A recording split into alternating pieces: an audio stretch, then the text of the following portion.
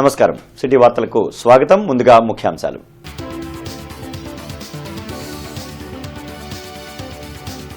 త్వరలోనే రైతు భరోసా, తల్లికి వందనం పథకాలు అమలు చేస్తాం.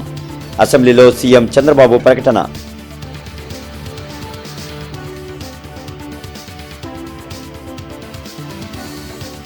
గవర్నర్ పట్ల వైసీపీ ప్రజాప్రతినిధుల తీరు కరెక్ట్ కాదు. తాము గవర్నర్కు క్షమాపణలు చెబుతున్నాం. డిప్యూటీ సీఎం పవన్ కళ్యాణ్ వెల్లడి.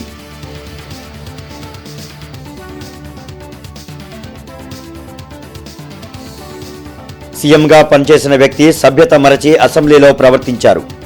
జగన్ విజ్ఞతతో వ్యవహరించాలన్న స్పీకర్ అయ్యన్న పాత్రుడు.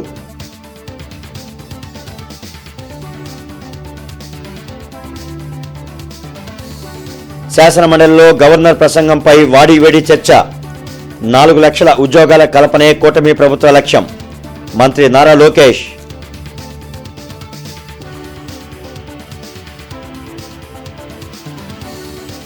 ఈ నెల 27న కృష్ణా, గుంటూరు జిల్లాల పట్టభద్రుల నియోజకవర్గ ఎమ్మెల్సీ ఎన్నికలు.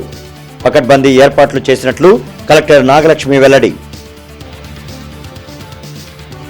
వెంటిలేటర్పై ఉన్న రాష్ట్రాన్ని ఇప్పుడిప్పుడే బయటకు తెస్తున్నామని సీఎం చంద్రబాబు అన్నారు.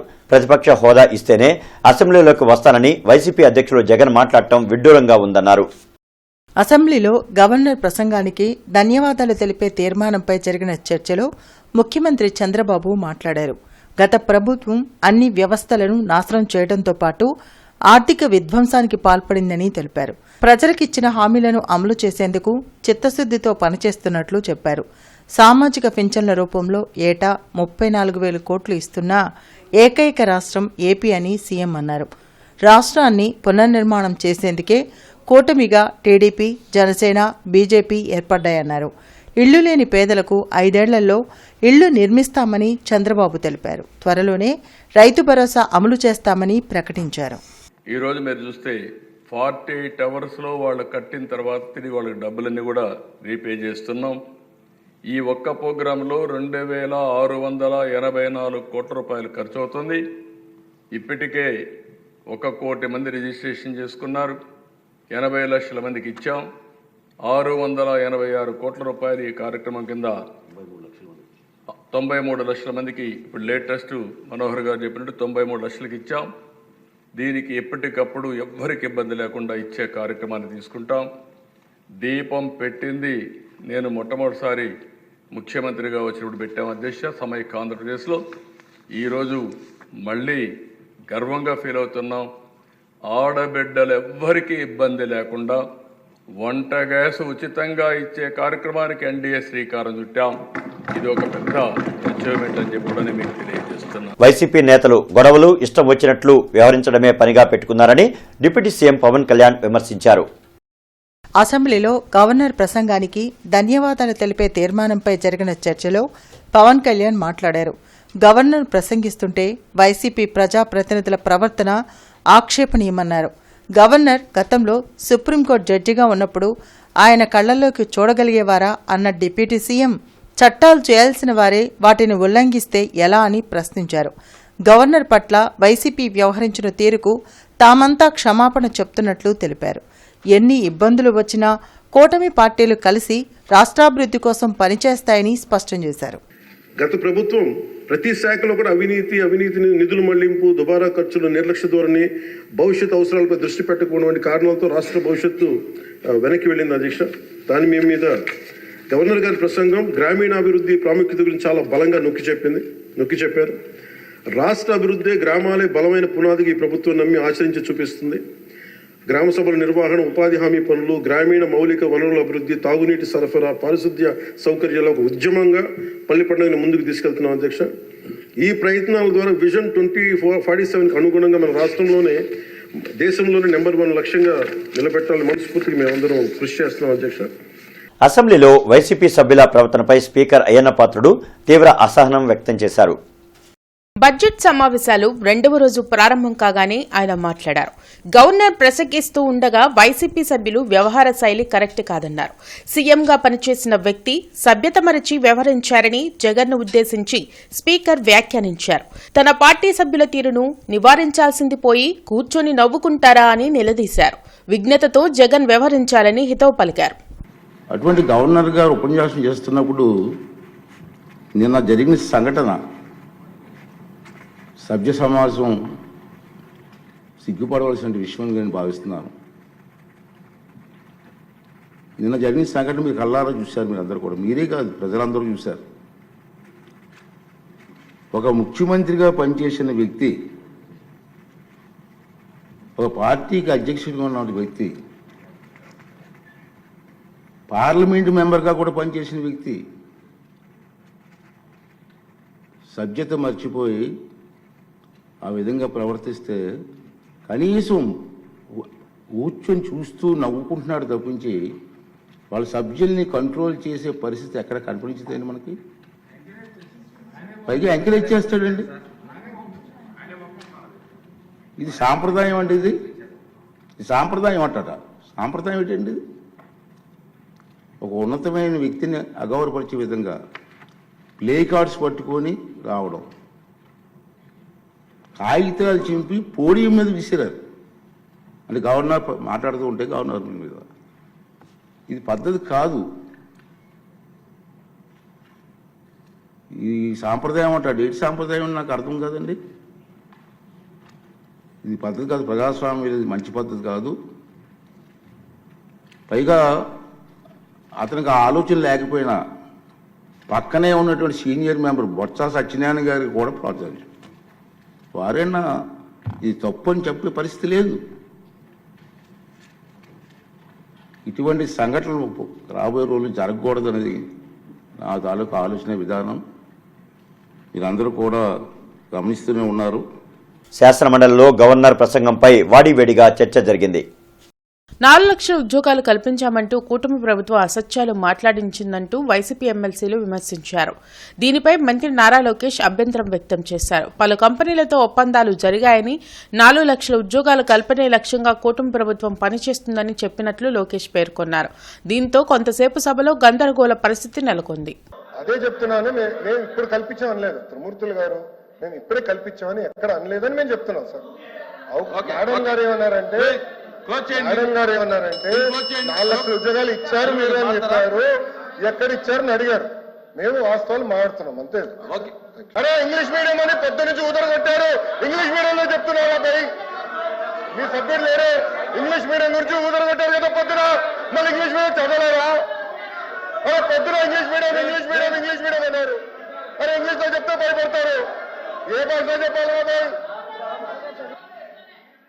గవర్నర్ గారు చదివింది ఇంగ్లీష్ లో, మీరందరూ బైకాట్ చేయకుండా కూర్చుని ఉంటే బాగుండేది. అరే అది కాదు భయ్, ఇంగ్లీష్ మీడియం చదవకూడదా? ఇంగ్లీష్ లో ఉందని చెప్పకూడదా? అరే మీరే ఇంగ్లీష్ మీడియం అని పెద్ద ఊదర కొట్టారు. నేను స్పీచ్ ప్రిపరేషన్ వెళ్ళినప్పుడు ఒక సబ్జెక్ట్ వేసి ఇంగ్లీష్ మీడియం ఎత్తేస్తున్నాను కూడా మాట్లాడారు. మరి ఎట్లా బాబాయ్?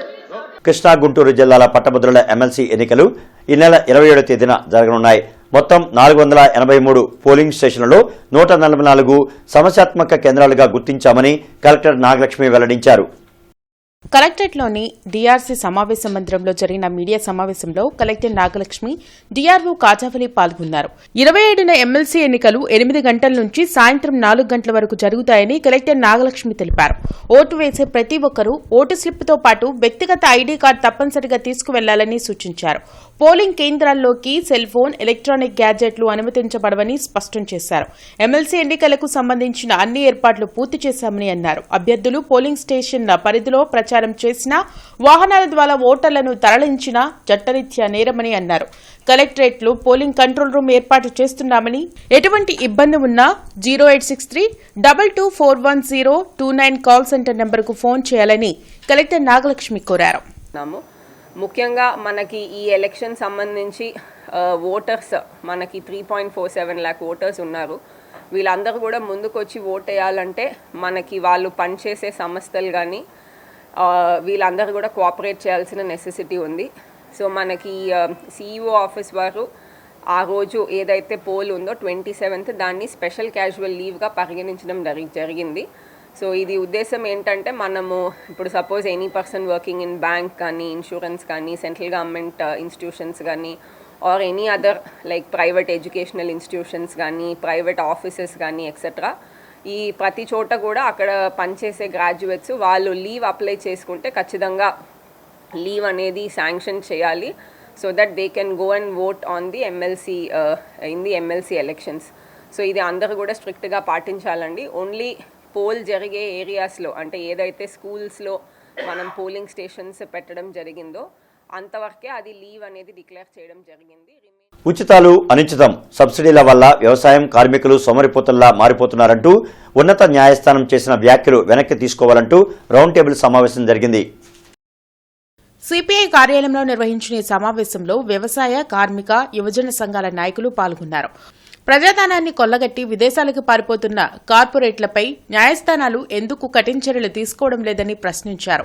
కష్టపడి పనిచేసే కార్మికులపై న్యాయమూర్తి ఇలాంటి వ్యాఖ్యలు చేయడం దురదృష్టకరమని సిపిఐ నేత జంగాల అజయ్ కుమార్ అన్నారు. రైతులు గిట్టుబాటు ధర లేక ఆత్మహత్యలు చేసుకొని, మిర్చి పంట గిట్టుబాటు ధర లేక, ధాన్యం పంట గిట్టుబాటు ధర లేక రైతులు సవాలుగా మారుతూ ఉంటే సుమోటోగా తీసుకొని ఈ ప్రభుత్వాలను ఎందుకని ముద్దాయిలుగా చేసి డైరెక్షన్ ఇవ్వట్లేదు? అందుకని కూలీ నాలి చేసుకునేటటువంటి పేద ప్రజల ఎడల ఇలాంటి భావన మానవత్వానికే మంచిది కాదు. అందుకని వ్యవసాయ కార్మిక సంఘం తమకు కోర్టులో వచ్చినటువంటి ఈ యొక్క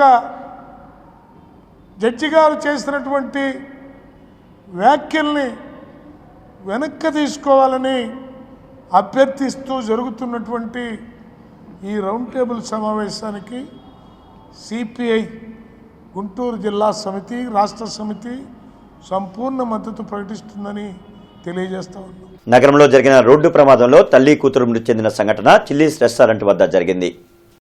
రోడ్ క్రాస్ చేస్తున్న వాహనాన్ని లారీ ఢీకొట్టడంతో తల్లి కూతురు తీవ్రంగా గాయపడి అక్కడికక్కడే మృతి చెందారు.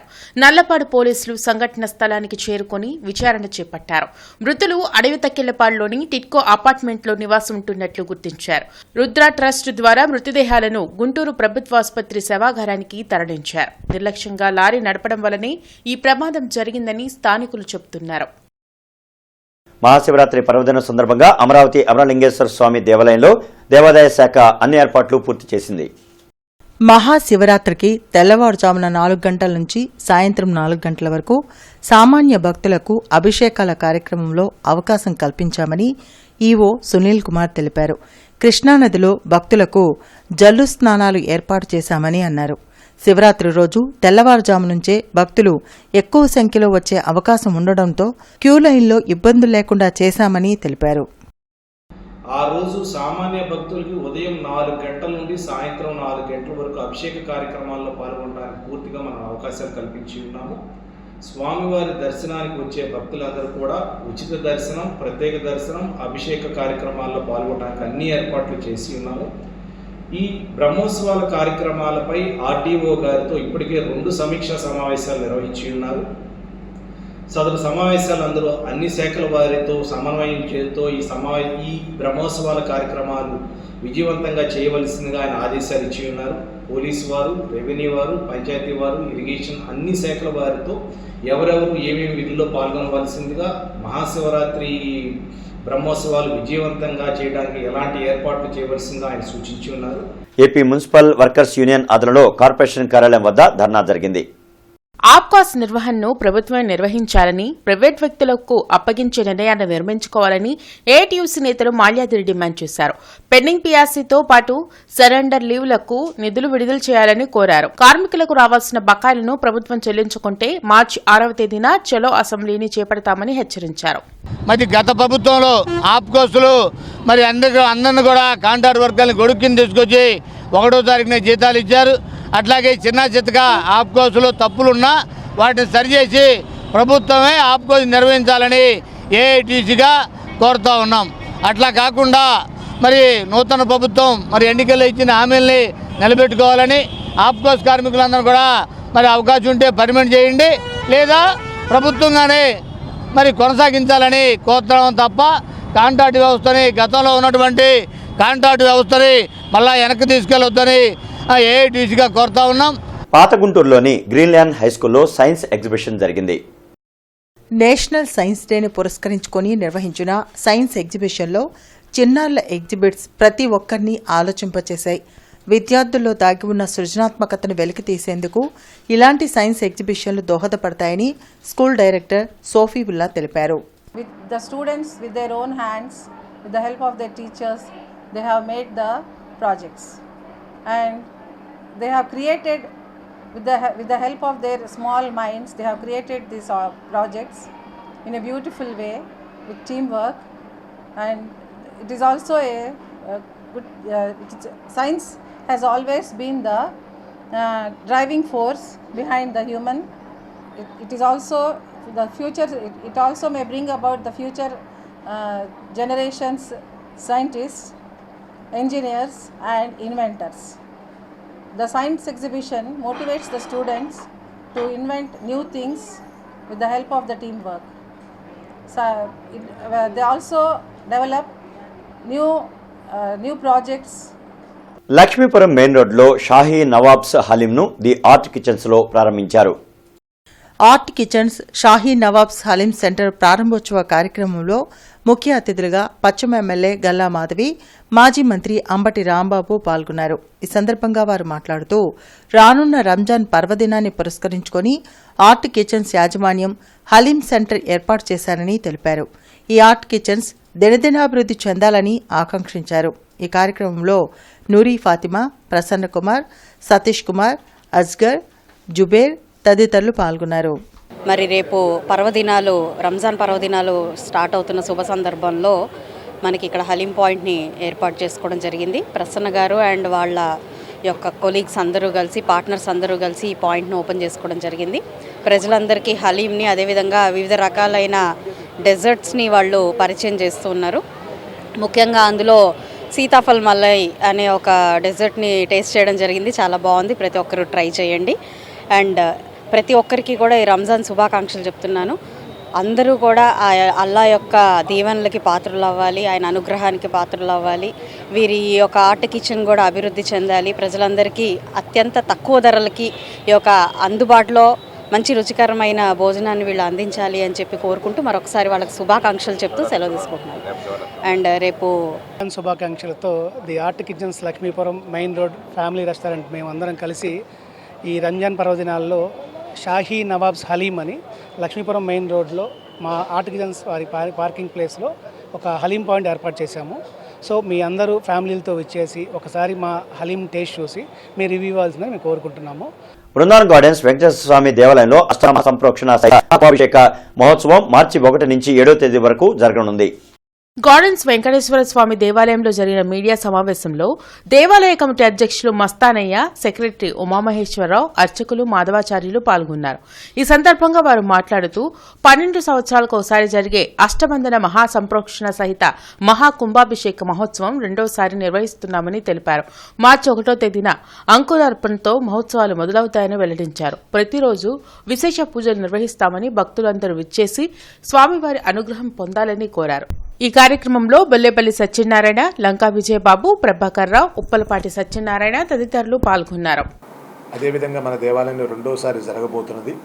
రేపు 1వ తేదీ, మార్చి 1వ తేదీ నుంచి 7వ తేదీ వరకు కూడా ఈ మహత్తరమైన కార్యక్రమాన్ని మన ఆలయ పాలక వర్గం వారందరూ కూడా సమీక్షగా కార్యక్రమాన్ని చేయడానికి నిర్ణయించుకున్నారు. కాబట్టి 1వ తేదీ సాయంత్రం, శనివారం సాయంత్రంలో ప్రారంభమై 7వ తేదీ సాయంత్రం రాత్రి స్వామివారి యొక్క కళ్యాణ మహోత్సవ కార్యక్రమంతో ఈ మహాసంప్రోక్షణ కార్యక్రమం పరిసమాప్తం అవుతుంది. 1వ తేదీ సాయంత్రం అంకురారోపణతో ప్రారంభమై 2వ తేదీ ఉదయం సాయంత్రం హోమ కార్యక్రమాలు, 2వ తేదీ సాయంత్రం స్వామివారి యొక్క శేషవాహన సేవ, 3వ తేదీ ఉదయం కూడా అలాగనే స్వామివారి యొక్క విశేషమైనటువంటి అభిషేక కార్యక్రమాలన్నీ ఉంటాయి ఉత్సవమూర్తులకి. ఇక్కడ ముఖ్యంగా ఈ మహాకుంభాభిషేకం తర్వాత 11వ తారీఖు నుంచి 14వ తారీఖు కూడా వార్షిక బ్రహ్మోత్సవాలు, ఈ మామూలుగా ప్రతి సంవత్సరం జరిగేటువంటి వార్షిక బ్రహ్మోత్సవాలు ఈ కుంభాభిషేకం అయినాక 11వ తారీఖు ప్రారంభంతో 14వ తారీఖుతో ముగుస్తుంది. ఈ మహాకుంభాభిషేకంలో ఆ గళ్ళు వాహన సేవ అది విశేషమైన సేవ. మామూలుగా రథం ఊరేగింపులా కాకుండా తిరుమలలో ఏదైతే మాడవీధుల్లో స్వామివారు ఊరేగుతుంటారో ఆ విధంగా ఇక్కడ కూడా ఆ కార్యక్రమం జరుగుతుంది. మిర్చి కూలీల ఆటో బోల్తాపడి 8 మందికి తీవ్ర గాయాలయ్యాయి. ఈ ఘటన సత్తెనపల్లి మండలం కట్టమూరు గ్రామం వద్ద జరిగింది. గాయపడిన కూలీలు అందరూ తెలంగాణ రాష్ట్రం సూర్యాపేటకు చెందినవారు. శతగాత్రులను సత్తెనపల్లి ప్రభుత్వ ఏరియా వైద్యశాలకు తరలించారు. ఈ ఘటనపై కేసు నమోదు చేసి సత్తెనపల్లి పోలీసులు దర్యాప్తు చేపట్టారు.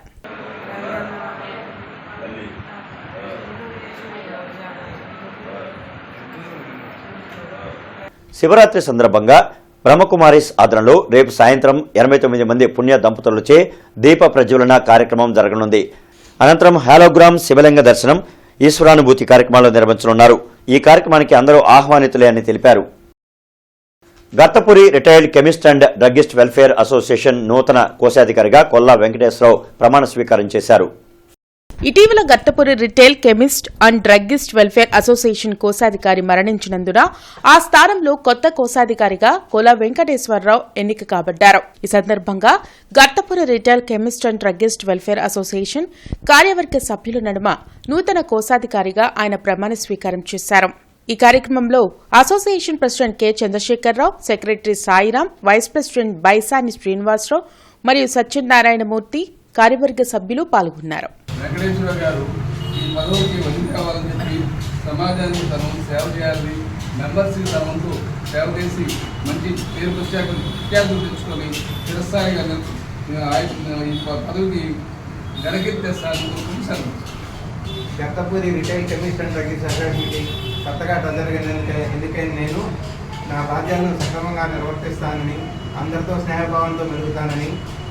సౌత్రా సెంటర్లోని ప్రభుత్వ బాలికల పాఠశాలలో జరుగుతున్న జ్ఞానజ్యోతి 120 రోజుల శిక్షణ మొదటి దశ ముగింపు కార్యక్రమం జరిగింది.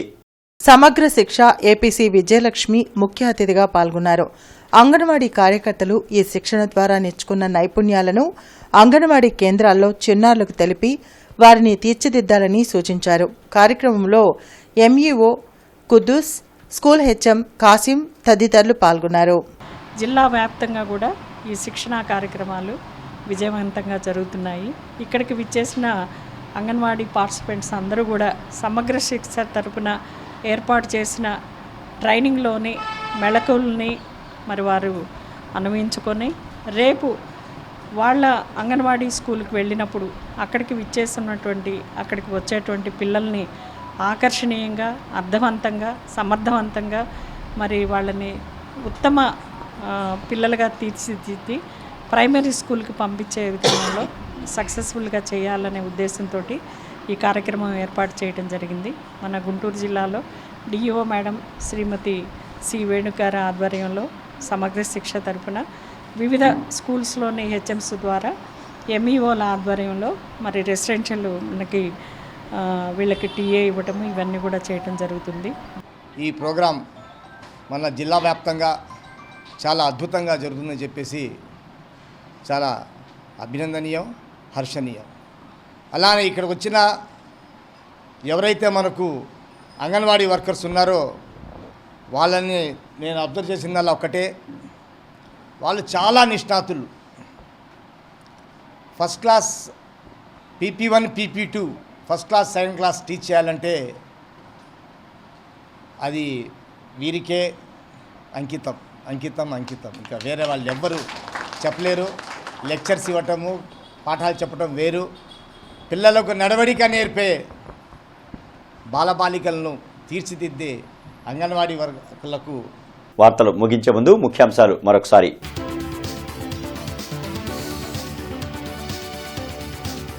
త్వరలోనే రైతు భరోసా, తల్లికి వందనం పథకాలు అమలు చేస్తాం. అసెంబ్లీలో సీఎం చంద్రబాబు ప్రకటన.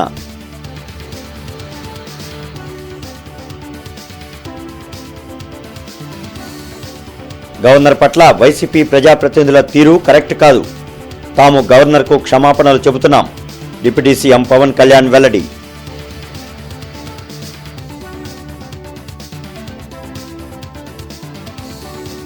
సీఎంగా పనిచేసిన వ్యక్తి సభ్యత మరచి అసెంబ్లీలో ప్రవర్తించారు. జగన్ విజ్ఞతతో వ్యవహరించాలన్న స్పీకర్ అయ్యన్న పాత్రుడు.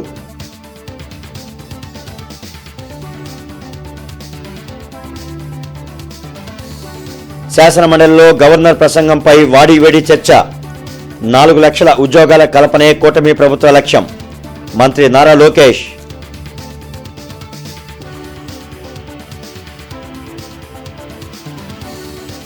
ఈ నెల 27న కృష్ణా గుంటూరు జిల్లాల పట్టభద్రుల నియోజకవర్గ ఎమ్మెల్సీ ఎన్నికలు. పకడ్బందీ ఏర్పాట్లు చేసినట్లు కలెక్టర్ నాగలక్ష్మి వెల్లడి. ఇక ఈ వార్తలు ఇంతటితో సమాప్తం. నమస్కారం.